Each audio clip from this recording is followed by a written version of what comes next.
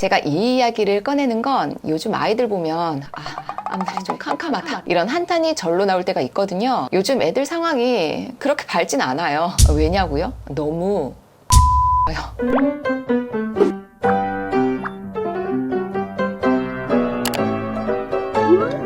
안녕하세요. 리든학교의 하유정입니다. 요즘 아이랑 어떤 이슈로 가장 많이 실랑이를 좀 하고 계신가요? 어떤 가정은 해야 할 일을 자꾸 미뤄가지고 그래서 저녁마다 큰 소리가 나기도 하고, 또 어떤 가정은 편식 때문에 식사 시간마다 실랑이를 벌이기도 하죠. 또 제발 책 좀 읽어라, 또 학습만 하냐 이러면서 언성이 좀 높아지기도 합니다. 그리고 또 요즘 가장 흔한 갈등 중에 하나는 스마트폰, 게임, SNS 이런 미디어 사용 때문에 정말 무기 없는 전쟁이 벌어지기도 하죠. 이런 각종 갈등이 생겼을 때 주로 어떻게 해결하시나요? 어떤 부모님은 이 나쁜 행동을 굉장히 엄격하게 통제를 하시기도 하고, 또 어떤 부모님은 애가 알아서 할 일을 일일이 간섭하는 건 아니라고 판단을 하시기도 하죠. 우리는 이때 어떤 스탠스를 취하는 게 가장 바람직할까요? 아니, 옳은 일일까요? 사실 이건 가치관에 따라 판단할 일이 아니라 꼭 이렇게 하셔야 하는 정답이 있는 법칙입니다. 바로 통제와 자유 사이에 균형을 잘 잡는 훈육이죠. 제가 이 이야기를 꺼내는 건 요즘 아이들 보면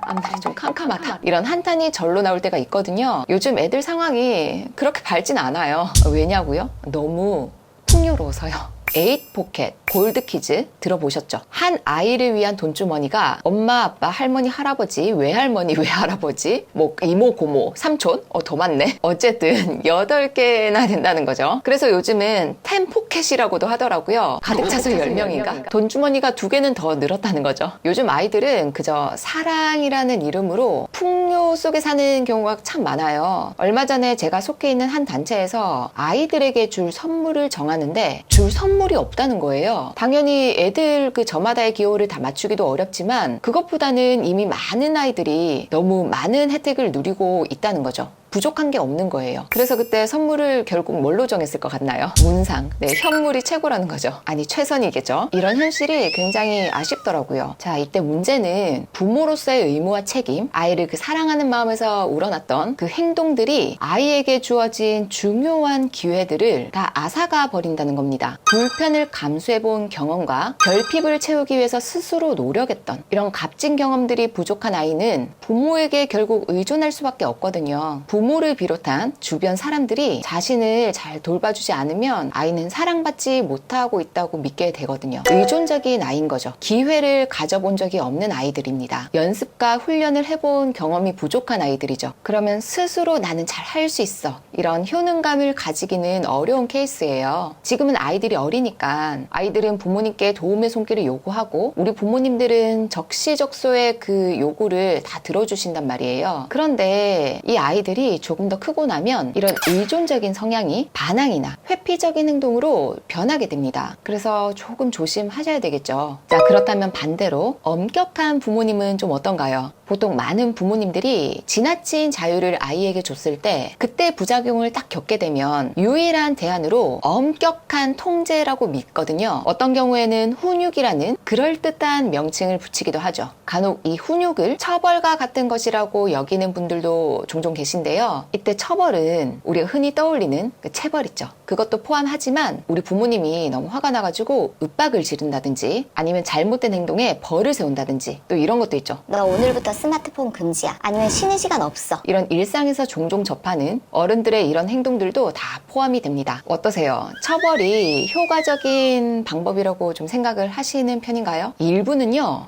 맞습니다. 왜냐하면 이 처벌이 굉장히 즉각적인 효과를 가져오거든요. 당장은 아이가 이제 멈춘다는 거죠. 그 행동을. 문제는 옳은 행동이 지속되지 않는다는 게 그게 문제예요. 왜냐하면 부정적인 감정이 이미 생겨버리기 때문이에요. 우리가 아이를 잘 가르친다는 게 어른의 환한 표정과 큰 목소리 이런 걸로 아이를 주눅들게 해야 한다고 생각하는 건 어디서부터 온 신념일까요? 이게 교육적이지 않다는 사실은 명백한데, 사실 우리가 일상에서 말 안 듣는 아이를 딱 맞닥뜨렸을 때 우리는 너무나도 자연스럽게 눈꼬리도 올라가고 목소리도 올라가잖아요. 우리가 자녀를 잘 가르치려면 그러기보다는 부모와 자녀 사이의 관계부터 돈독해야 합니다. 당연한 말이겠죠. 그래서 여러 가지 처벌들이 그렇게 효과적이지 않다는 거예요. 그러면 너무 많은 것들을 허용해도 안 되고 너무 엄격해도 안 되고 그러면 바르게 훈육하는 부모는 어떤 모습일까요? discipline, 훈육이라고 하는 영어 단어예요. 이건 라틴어 disciplin이 여기서 유래가 됐는데 이게 뜻이 진리나 원칙을 따르는 사람이에요. 어떤가요? 단순히 부모의 뜻대로 움직이게끔 그렇게 지시하고 통제한다는 의미가 아니죠. 한계가 없는 자유 속에서 진리와 원칙을 따르기는 어렵고요. 적절하게 통제하는 것 그리고 적당한 자유를 주는 것 이 사이에서 균형을 맞추는 것이 훈육이에요. 그렇다면 통제 그리고 자유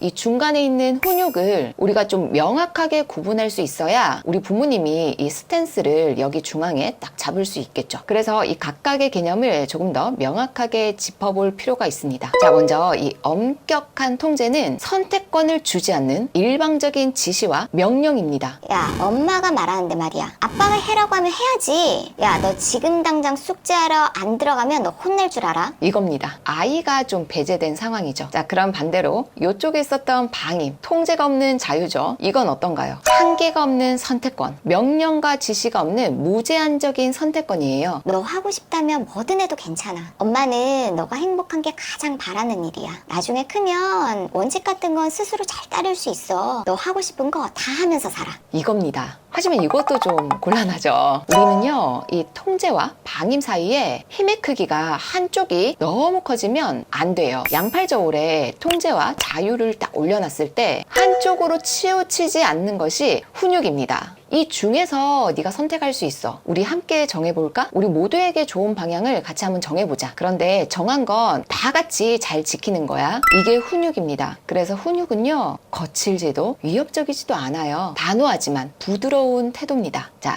선택에는 책임이 주어져요. 그런데요, 이 제한된 선택권 안에는 책임을 지는 사람이 2명 있습니다. 한 명은 이 선택을 해야 하는 당사자, 아이죠. 다른 한 명은 한계를 설정하는 부모님입니다. 이 2명은 공동 책임자인 거예요. 이 훈육의 과정에서 절대로 간과해서는 안 되는 게 내 아이와 서로 존중하면서 이 공동 책임자가 되는 것이 훈육의 핵심 과정임을 기억하셔야 돼요. 자, 이 자유와 통제 사이에 중간지대를 잘 찾아내셔야 해요. 스마트폰 사용을 스스로 조절하는 거 참 힘들지. 너도 조절해야 된다는 건 잘 알고 있잖아. 야, 엄마도 요즘 부쩍 사용 시간이 늘어가지고 고민되더라고. 우리 같이 스마트폰을 어떻게 사용해야 할지 규칙을 좀 정해보면 좋을 것 같아. 정한 규칙은 엄마도 너도 우리 같이 잘 지키는 거야. 부드럽게 말하되 정해진 규칙은 단호하게 지키도록 노력해보세요. 그것이 부드럽고 단호한 훈육입니다. 우리가 이 낡은 습관을 바꾸려면 노력하는 과정에서 인내는 필연적이거든요. 부드럽고 단호하게 훈육하는 게 좀 어색하더라도 우리가 좀 계속 시도를 해야 합니다. 삼위일체 뇌 이론이라는 게 있어요. 뇌는 총 3개의 층으로 나뉘는데 1층은 기본적인 뇌, 사실은 파충류의 뇌라고도 불려요. 가장 기본적인 생존 행동과 관련된 생각을 하는 뇌거든요. 2층은 감정을 표현하는 뇌로 포유류의 오래된 뇌라고도 해요. 기분이나 감정, 모성애, 이런 자녀 보호의 본능 같은 그런 감정이 이 2층의 뇌에서 나온다고 해요. 마지막 3층의 뇌는 고등 포유류의 뇌, 고차원적인 사고를 담당하는 뇌예요. 사람들은 보통 일반적이고 이성적인 상황에서 이 3층의 뇌를 거쳐서 말과 행동이 나오게 되는데 우리가 흥분하게 되면 3층까지 거치지 않고 2층 정도까지만 도달해가지고 말이 마구 막 걸러지지 않은 채 나오게 되는 거예요. 그러다가 우리가 이성을 찾으면 막 후회가 쏟아지잖아요. 자는 아이 막 보고 있으면 아유 너무 미안해.